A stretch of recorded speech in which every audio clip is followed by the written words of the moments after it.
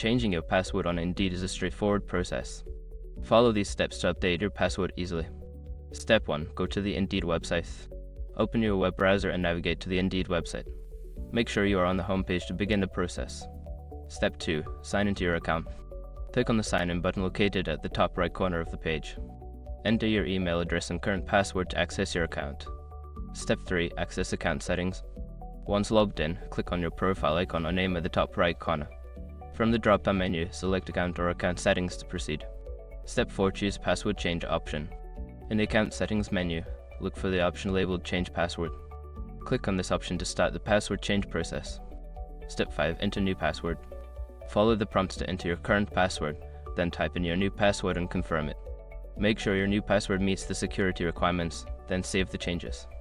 After completing these steps, your password will be successfully changed. Remember to keep your new password secure and consider using a password manager for future reference.